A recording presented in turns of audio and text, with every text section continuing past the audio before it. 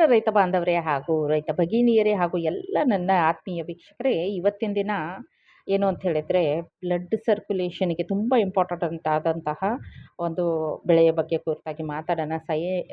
ಸೈನ್ಯ ಪೆಪ್ಪರ್ ಅಥವಾ ಸೈನ್ಯ ಮೆಣಸಿನಕಾಯಿ ಅಂತಕ್ಕಂಥದ್ದು, ಅದ್ರ ಕುರಿತಾಗಿ ಮಾತಾಡೋಣ. ಮತ್ತೆ ತಲೆ ಹೊಟ್ಟಾಗ್ತಾ ಇರ್ತದೆ ಸುಮಾರು ಜನಕ್ಕೆ.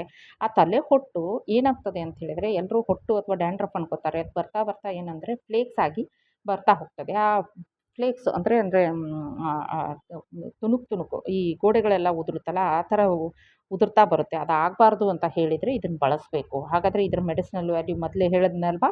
ಹಾಗಾದರೆ ಇದ್ರ ಹೆಸರೇನು ಅಂತ ಹೇಳಿದರೆ ಸಯನ್ನೆ ಪೆಪ್ಪರ್ ಅಂತಕ್ಕಂಥದ್ದು. ಸಯನ್ನೆ ಪೆಪ್ಪರ್ ಅಥವಾ ಸಯನ್ನೆ ಮೆಣಸು ಅಂತಕ್ಕಂಥದ್ದು ತುಂಬ ಗಿಡ್ಡ ತಳಿಯಾದಂಥ ಮೆಣಸಿನ್ಕಾಯಿ. ನೀವೆಲ್ಲ ಇಲ್ಲಿ ನೋಡಬಹುದು.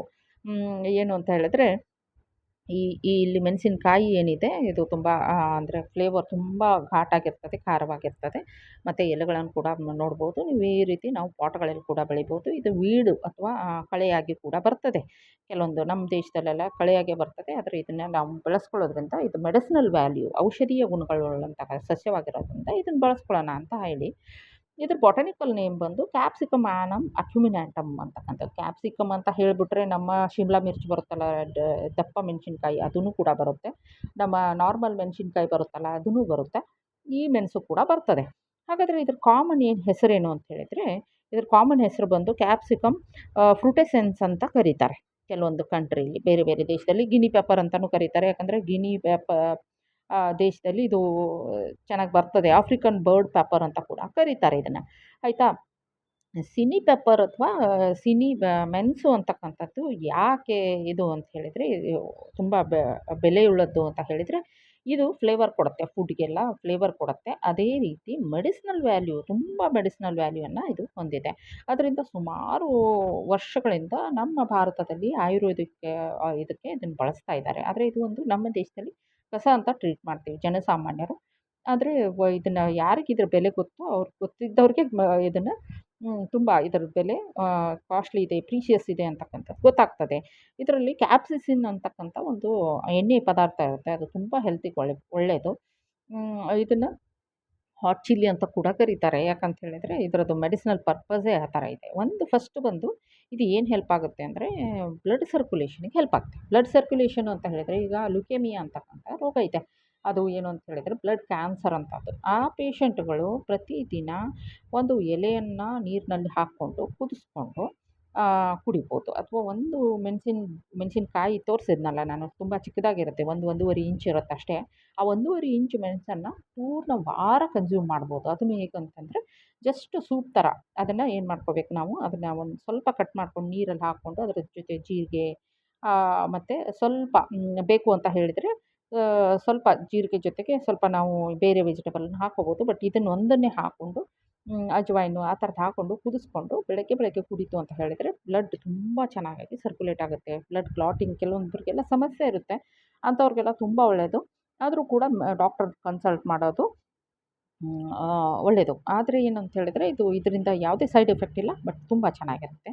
ಬ್ಯಾಡ್ ಥ್ರೋಟು ಅಂದರೆ ಯಾವಾಗಲೂ ಕಫ ಗಟ್ಟಾಗಿರುತ್ತೆ ಕೆಲವೊಬ್ಬರ ಗಂಟಲಲ್ಲಿ, ಅಂಥವ್ರಿಗೆ ಇದು ತುಂಬ ಚೆನ್ನಾಗಿ ಇದನ್ನು ಕನ್ಸ್ಯೂಮ್ ಮಾಡ್ತು ಅಂತ ಹೇಳಿದ್ರೆ ಬ್ಯಾಡ್ ಥ್ರೋಟ್ ಹೋಗುತ್ತೆ. ಅಂದರೆ ಅಲ್ಲಿ ಸೂಕ್ಷ್ಮ ಜೀವಿಗಳು ಬೆಳೆದು ಅನ್ವಾಂಟೆಡ್ ಅಂತ ಹೇಳ್ತೇವೆ, ಬೇಡವಾದ ಸೂಕ್ಷ್ಮ ಜೀವಿಗಳು ಗಂಟಲಲ್ಲಿ ಬರ್ತಾ ಇರುತ್ತೆ.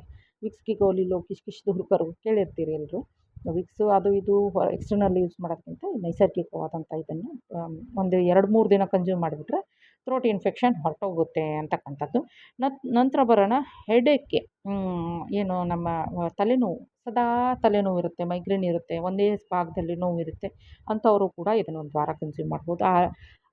ನಾವು ಏನು ಅಂತ ಹೇಳಿದ್ರೆ ಆಹಾರದಲ್ಲಿ ಬಳಸ್ಬೋದು, ಅದಲ್ಲದೇ ಸೂಪ್ ಥರನೂ ಬಳಸ್ಬೋದು, ಇಲ್ಲದೇ ಇದ್ದರೆ ಟೀ ಥರನೂ ಇದನ್ನು ಬಳಸ್ಕೊಳ್ಬೋದು ಅಂತಕ್ಕಂಥದ್ದು.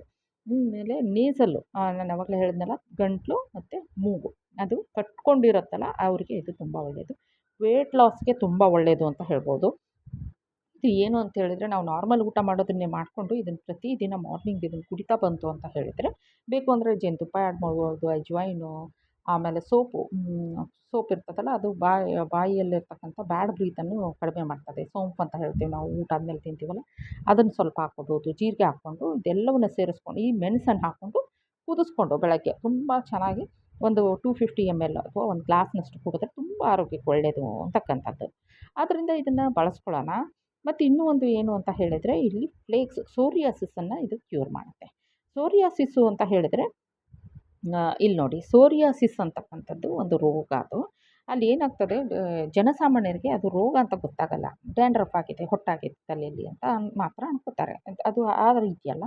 ಸೋರಿಯಾಸಿಸ್ ಅಂತಂದರೆ ಫ್ಲೇಕ್ಸ್ ಅಂದರೆ ಹಕ್ಕಳೆ ಹಕ್ಕಳೆ ಕಿತ್ಕೊಂಡು ಬರುತ್ತೆ. ಗೋಡೆ ಏನು ಕಿತ್ಕೊಂಡು ಬರುತ್ತಲ್ಲ ಆ ಥರ 2 ಇಂಚು, 1, 1.5 ಇಂಚು ಮೊದಲು ಸ್ವಲ್ಪ ಸ್ವಲ್ಪ ಇರುತ್ತೆ.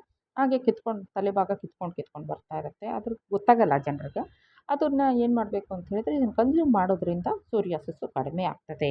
ಇದ್ರ ಬಗ್ಗೆ ಹೆಚ್ಚಿನ ಇನ್ಫಾರ್ಮೇಷನ್ ಬೇಕು ಅಂತ ಹೇಳಿದರೆ ನಾನು ಮತ್ತೆ ತಿಳಿಸ್ಕೊಡ್ತೀನಿ. ಆದರೆ ಇದನ್ನ ತುಂಬ ಒಂದೇ ದಿನಕ್ಕೆ ಒಂದು ಮೆಣಸನ್ನು ಕನ್ಸ್ಯೂಮ್ ಮಾಡಬಾರ್ದು. ಸ್ಟಮಕ್ ಅಪ್ಸೆಟ್ ಆಗ್ತದೆ ಅಂತಕ್ಕಂಥದ್ದನ್ನು ಹೇಳ್ತಾ ಇದು ತುಂಬ ಚೆನ್ನಾಗಿ ಮೆಡಿಸಿನಲ್ ವ್ಯಾಲ್ಯೂ ತುಂಬ ಚೆನ್ನಾಗಿ ಮೆಡಿಸಿನಲ್ ವ್ಯಾಲ್ಯೂ ಇರೋದರಿಂದ ಇದನ್ನು ಬಳಸಬೇಕು. ಆದರೆ ಏನಂದರೆ ಒಂದು ಮೆಣಸು ಒಂದು ವಾರಕ್ಕೆ ಬಳಸಬೇಕು. ಅಥವಾ ಒಂದೇ ದಿನಕ್ಕೆ ಬಳಸ್ತೀವಿ ಅಂದರೆ ಒಂದು 7ರಿಂದ 8 ಜನ ಕನ್ಸ್ಯೂಮ್ ಮಾಡೋ ಆಹಾರಕ್ಕೆ ಅದನ್ನು ಹಾಕ್ಕೋಬೋದು ಒಂದು ಮೆಣಸನ್ನು ಅಂತ ಹೇಳ್ತಾ ಇವತ್ತಿನ ಟ್ಯಾಗ್ಲೈನಿಗೆ ಬರೋಣ. ಇದ್ದಾವೆ ಇನ್ನೂ ತುಂಬ ಬೆಳೆಗಳಿದ್ದಾವೆ ಮೆಡಿಸಿನಲ್ ಪ್ಲಾಂಟ್ಸು. ನಾವು ಮೆಡಿಸಿನಲ್ ಪ್ಲಾಂಟ್ಸ್ ಬಗ್ಗೆ ಈಗೆಲ್ಲ ಡಿಸ್ಕಸ್ ಮಾಡ್ತಾ ಇದ್ದೀವಿ.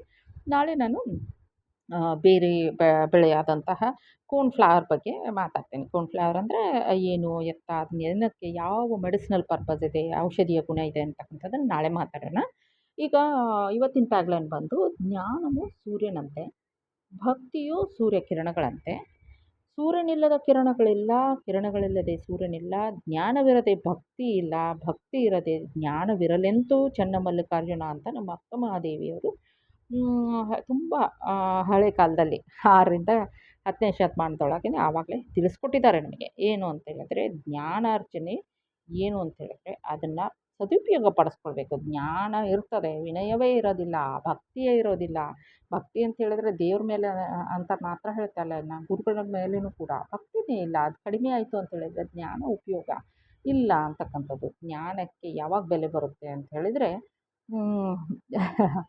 ಅದನ್ನು ಬಳಸ್ಕೊಳ್ಳೋದು ರೀತಿಯಲ್ಲಿ ವಿದ್ಯೆಯೇ ವಿನಯವೇ ವಿದ್ಯೆಗೆ ಲಕ್ಷಣವಾಗಿ ಕಾಣುತ್ತೆ ಅಂತಕ್ಕಂಥದ್ದು. ವಿನಯತೆಯನ್ನು ಬಳಸ್ಕೊಳ್ಬೇಕು, ನಮ್ಮ ವ್ಯಕ್ತಿತ್ವವನ್ನು ಹೆಚ್ಚಿಗೆ ಮಾಡಿಕೊಳ್ಬೇಕು, ಎತ್ತರಕ್ಕೆ ಬೆಳೆಸಬೇಕು ಅಂತ ಹೇಳ್ತಾ ಎಲ್ಲ ಖುಷಿಯಾಗಿರಿ ಅಂತ ತಿಳಿಸ್ತಾ ಸರ್ವೇ ಜನ ಸುಖಿನೋ ಭವಂತು.